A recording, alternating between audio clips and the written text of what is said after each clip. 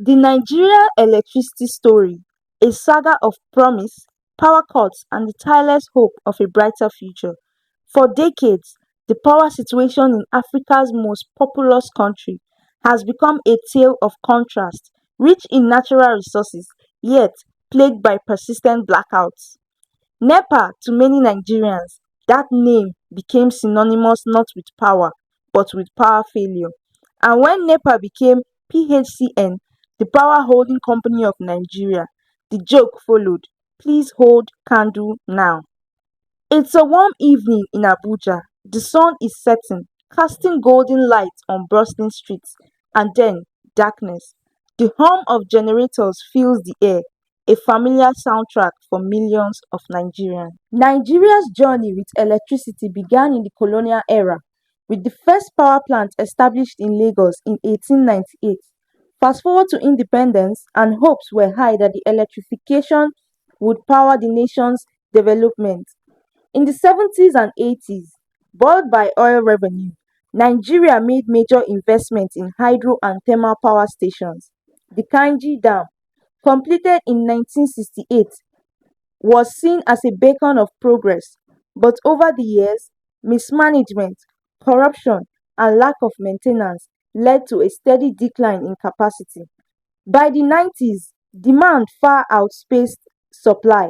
Households were left in the dark, businesses bled money, and everyday life evolved around the question, is there light? In 2005, the government took a bold step, reforming the electricity sector with the Electric Power Sector Reform Act. NEPA was unbundled into 18 separate companies, 6 generation, 11 distribution, and 1 transmission company. Privatization followed in 2013. The goal? Efficiency, competition, investment. The result? Mixed reviews. Some parts of Nigeria saw slight improvement, but for many, the power supply remained erratic. The national grid, aged and fragile, collapsed multiple times annually. Blackouts weren't a glitch, they were the norm. Today, Nigeria generates around 4,000 to 5,000 megawatts on average for over 200 million people. For context, South Africa, half Nigeria's population, often produces more than double that. Nigeria's electricity future is beginning to pivot. Independent power producers, solar startups, and mini grid systems are emerging, especially in rural communities. The government's Renewable Energy Master Plan, though slow, is gaining attention. And with the global interest in green energy, Nigeria may yet leapfrog into a decentralized solar powered revolution. But for that to happen, policy must align with action, investment must meet integrity, and the people must keep the pressure on. Because in Nigeria, power isn't just electricity, it's opportunity. I'm paying NEPA bill 20 20,000. So now I'm paying the NEPA bill is 30,000 in my house. So if you look at now, and now myself, we cannot get the light as it's supposed to be. Look at yesterday, throughout we don't get light for Ligbe.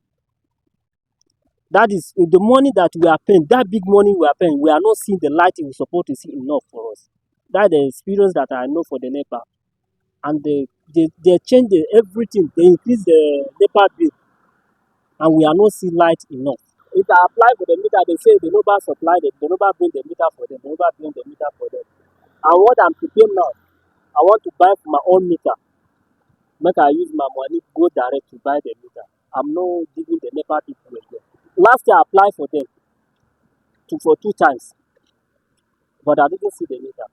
And if I go to the office, they ask them, or when they are coming checking or sharing the NEPA bill, I will tell them that I don't apply for the meter. They say they never supply the meter for them. So that's what I got. What they all know to say they never supply meter for them. So that's why I just forget about the meter. I just think I get my own cash. I will go and buy my own without waiting for government again or never do. From NEPA to now, the light at the end of the tunnel still flickers. But one thing remains constant: Nigerians know how to shine, even in the dark. Chisom Uwogugu for Eagles 102.3 FM, Abuja.